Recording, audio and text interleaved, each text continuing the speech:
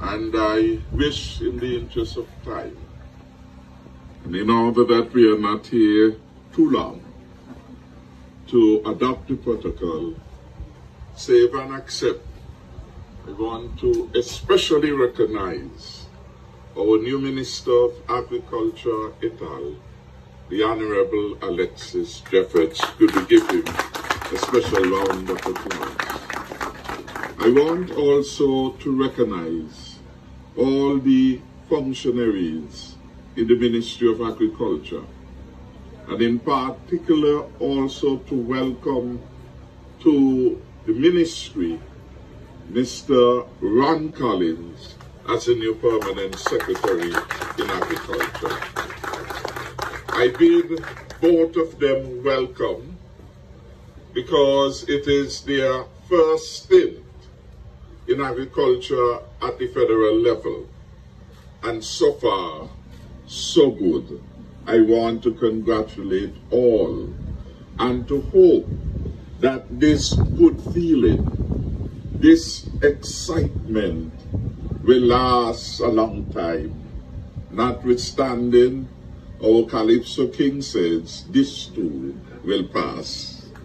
But I want to say it's a real good feeling to be here and to enjoy what I haven't enjoyed perhaps for a long while, the picturesque nature of the Bayford's farm. So nice, so beautiful, and so remarkable a sight from which our new energies, our new efforts to build out a sustainable agriculture will flow from. So let's give all the organizers of today's event a round of applause. I want to thank the long-serving officers, extension officers, and other functionaries who have been with agriculture for as long as they can recall. I see some faces like Pacer, like Pablo, and so on, and we could go on, who have been with agriculture to good times and bad times. And I want to thank them to sticking with agriculture and having the faith that they can make a difference in the build-out of our agricultural programs here in the Federation of St. Kitts and Nevis. I reflected on the event today, and I reflected a bit when Miss Daniel gave that interesting history of Bayford's development, and she ended a bit too abruptly in 1980, because the continuum needs to be completed, and we have to preserve knowledge for those who will come after us to be able to place themselves and place where we are as a nation on this long and difficult journey of nation building. Development doesn't come overnight. Development doesn't come by wishing it. Development always comes by people being devoted and committed and persevering to good times and bad times to get where they must go. And so I want to thank all those who have been in the vineyard of agriculture for so many years. All the directors, past and present, all our program leaders in livestock, in crops, in fisheries, who have done their little bit to take us further. The journey is complete, and perhaps so long as we all are alive, the journey of life will be incomplete. But each of us must commit ourselves to do the very best we can today. Not tomorrow, not tonight. The very best we can today in service of the country that we love, so that we can contribute in a significant way to the development of this country that we love, which our children will inherit, which generations after us must build upon. A generation which will say that they inherited a St. Kitts and Nevis better than all the rest. We must work hard to make St. Kitts and Nevis the envy of the rest of the world. Small as we are, we can show leadership. Small as we are, we can take the admonition of Marcus Garvey way back in 1937 when he gave his famous lecture. What did he want of the people of St. Kitts and Nevis? To rid themselves of the ignorance in the land. Ignorance about ourselves. Ignorance about our history. Ignorance about our present circumstances. And the ignorance about the future. What did he wish specifically was that each of us contribute to a St. Kitts and Nevis that will be the Garden of Eden. The Garden of Eden. Understand what that means to you, and understand what you can do to accomplish that. When I hear of the Garden of Eden, a number of things come readily to mind. The Garden of Eden is in the Bible. The Garden of Eden is a metaphor for what we must do on the road to our country's development. Creating an island state that is flourishing, that is prosperous, where each of us can get a sense of satisfaction that we are realizing our needs, that our contributions do matter. The Garden of Eden take me to look at the imagery on this here. What do you see from the far right to the left? Cows and goats and fowl and rabbits and something else. What's over here? And something else. All those are part of what the Garden of Eden had come to exemplify and to be a real place of plenty, a real place where we move the country from 20% satisfying its needs to maybe 50%.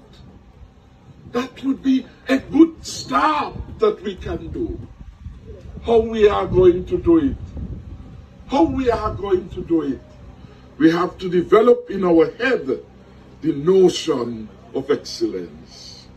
We have to develop in our heads farmers who love farming, how far they will go to get the job done. We have to develop in our heads a notion of extension officers who love their work, who will go beyond the call of duty to assist the farmers, take them from point A to point D to point Z. Have to develop that. We have to develop a patience in the task of development. Troubles will come, drought will come, but also the new beginnings of the harvesting. Too many of us in various spheres of life only want to be part of the harvesting, but we have to be part of the work effort. Have to be part of the work effort. So whatever you are doing in agriculture, be farmer, fisher, forestry officer, do it with passion, man. Do it with excellence. Do it with a commitment and passion. So when the rough times come, you can weather the storm. You can sing what Socrates has sung. That too will pass. the vicissitudes of life will pass only for a time. But we have to have a clear picture of where we want to go. I hope the excitement that I hear and that I feel and that I see will long be with us.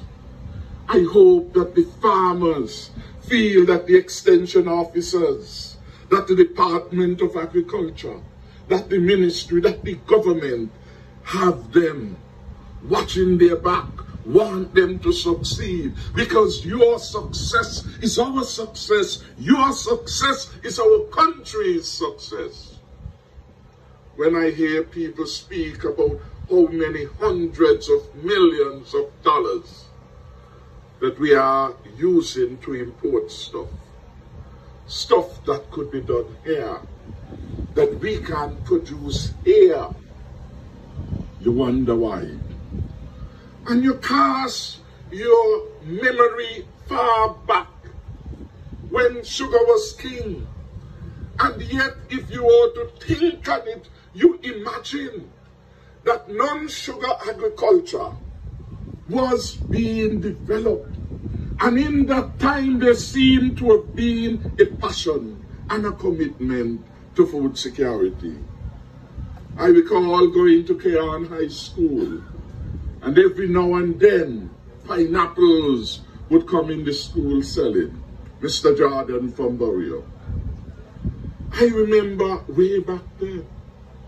But I remember growing up as the grandson of a man who was a farmer. And we would walk those long walks, going up to the hills. Way back then, you were far up in the mountains, because sugar maintained all of the lowlands. There were no four-wheel drives, and nobody was making noise about that. They were using what they had then, was the donkey and the cook, was an ability to move. And we would go all the way up to come all the way back down. And we have our bagagat yam, as they would call it then, and all the other provisions that grow in the foothills of the mountain. I can't remember we had the same lot. I look back and I reflect as a teenager growing up, and I will recall there will be time through the management of the estate that we know it's white potato time. You don't have to buy that for a long season. We knew when it was onion time, you don't have to purchase that for a long while. We knew when it was peanuts time. And we were doing so much of it that we were exporting them to Antigua and to other places. We have come a long way. Way back then, that was what we were doing in St. Kitts.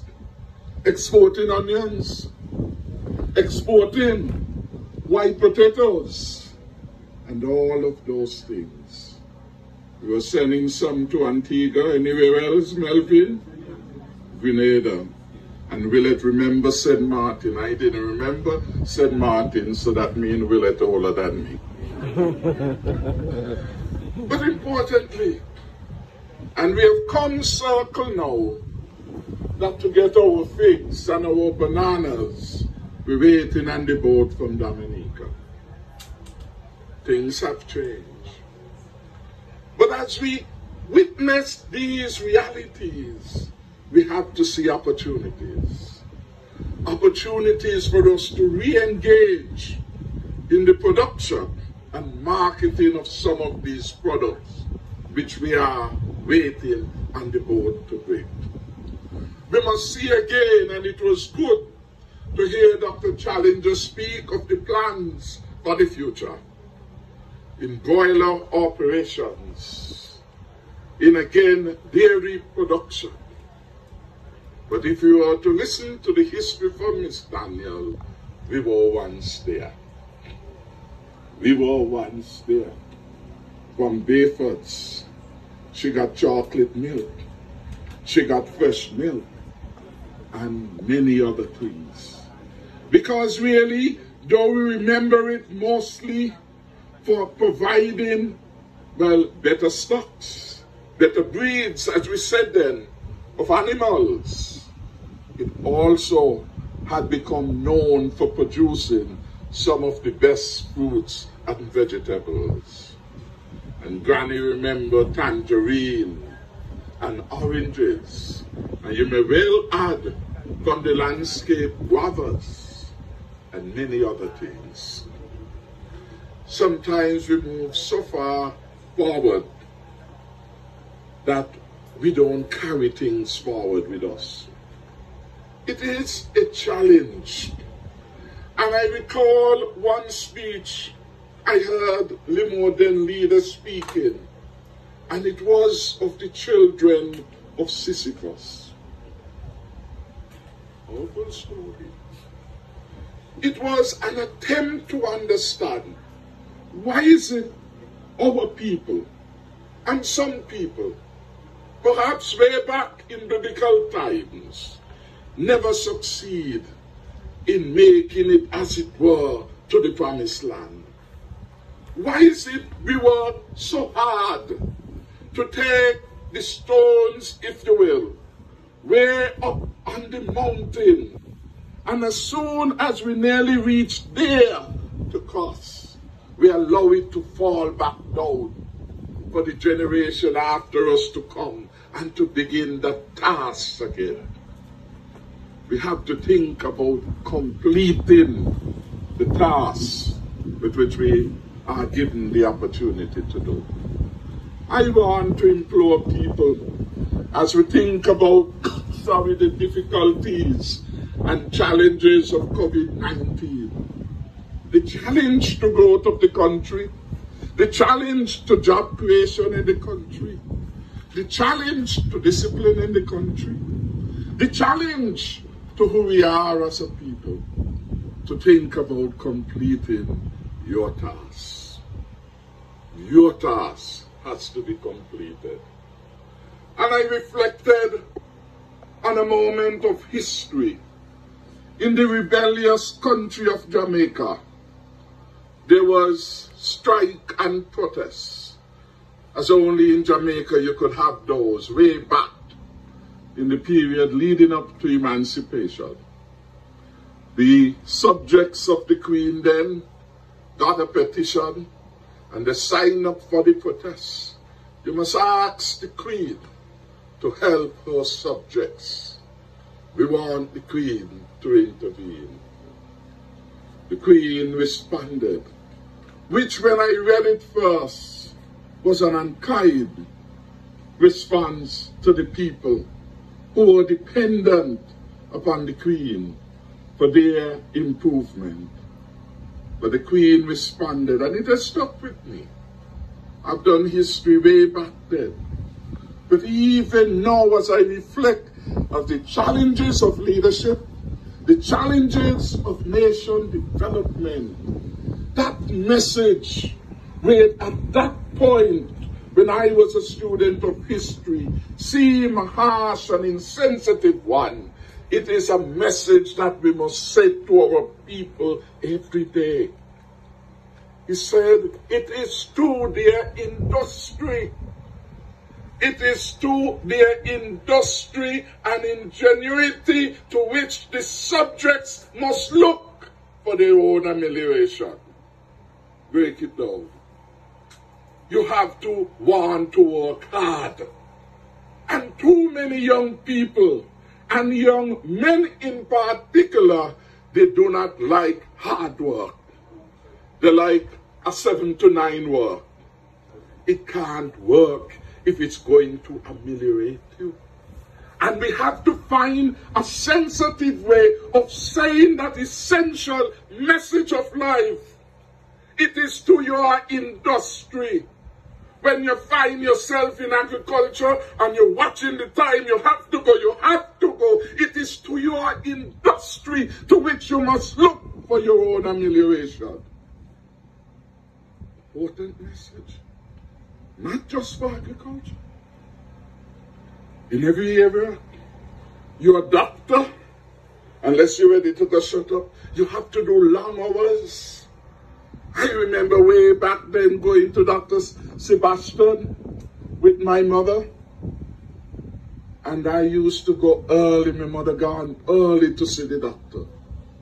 We coming back home late at night. Dr. Sebastian saw all of the patients that came that day. Finished the task. Why can't we, as a people concerned about development, concerned about the legacy, say, well, I am going to meet 20 farmers today as part of my extension. And if you take me until 7 o'clock, I'm out there delivering. It is to our industry that we must look, our hard work, our commitment to duty for our own salvation. We can't lose sight of that. And it doesn't matter if you're a politician. Alexis will tell you, sometimes, not all the times, the politicians who work hardest receive the greatest reward. It is to your industry. Socrates would tell you that if you don't work hard, you can't come in one night because you make it in. And the Calypso finals, you say you're going to sing. You're going to get bus. And a couple of times Socrates got bus, didn't prepare. It is to your industry and your hard work, your discipline, to which you must look for your own amelioration. We have enough examples of that. So this too would have passed, and Socrates could tell us, buy a bus, and somebody said, buy a wax with him. The man go up there, go bust up such a nice song. Could have win the crowd. Discipline, sticking to it, preparing yourself, not leaving it to chance. And the last important message that she says, subjects must look to their industry and they must look to their ingenuity, creativity. Sometimes, and I heard this somewhere in the presentation, maybe for Melvin James, but we have to find new ways. Somebody said thinking out of the box. Sometimes even thinking in the box a new way. New way within the same box. Faced with the same constraint, we have to find a way of getting the job done. And we should never be afraid for trial and error to reign in what we are going to do. We may never know. We may never know if we try the new way of rearing the animals, what that will do. We may never know the difference it'll make with the quality and the perception of our meat. If we accept that we are going to be tagging the animals, if we accept that we are going to use the ultrasound, and that is not just you will get up today and say, well, carry the animal down the abattoir. New ways of doing things can make a difference. Certainly, COVID-19 has taught us that we can live a new way. Same bus we going on with Granny, but we got on our mask. A new way of doing the same thing in the same space. And we have to keep the discipline of wearing our mask in public. And even practice it at times in our homes. So that the young child, seeing Papa and Grandmother in their mask, recognize it is normal. Same space in which we operated, but we are doing it in a new way. I believe if we are to focus on these things, hard work, creative ways, focus, discipline in whatever we do, our country will advance. And the Garden of Eden, about which Marcus Garvey spoke, can encourage us that must come from this beautiful country, we like to speak how fertile the land is. Let us begin to ensure we have production. I promise you as the Minister of Finance that I will try hard. I will try hard because resources are indeed scarce. And every dollar you give to one sector means one less dollar for another. But I will try hard to give support to the projects and proposals that will come from the Ministry of Agriculture so that the lives of our farmers could be better and richer. The lives of the people of St. Kitts and Nevis can be healthier, and we can in fact begin to improve upon our revenues through exporting our products to some of the neighboring islands and importing less, leaving the scarce foreign reserve to do other things that are necessary. I want to end by commending all the young and new farmers in agriculture. I want to commend them. Because more and more we are seeing some new energy coming from young people who are taking a spot of our agricultural lands, committed to show the discipline, the hard work, the sticking to itness to be able to succeed. And all they are asking is for some support. This year we have done better than perhaps any other year in the recent past. I'm not sure whether it was Melvin or somebody after him who spoke about all the things we have been doing. 3 times we are giving out free inputs for farming and for fisheries. I think it was 203 mark you reported, Fisher folks. Yes? Can't hear you. He tried to take 200 plus fisher folks, giving various inputs to help them to go out and to catch more fishes. But we have farmers with land. The Department of Agriculture harrowing the land, paying for private operators to come harrow the land so our farmers have an opportunity to grow. Providing seeds and seedlings, providing fencing to protect you from damage and so on. We couldn't ask for more. And the third distribution was some good things we heard came from Taiwan. Give us just one example. Papaya seedlings, sweet potato seedlings, seeds of watermelon, cucumber, and that kind of thing. We are grateful.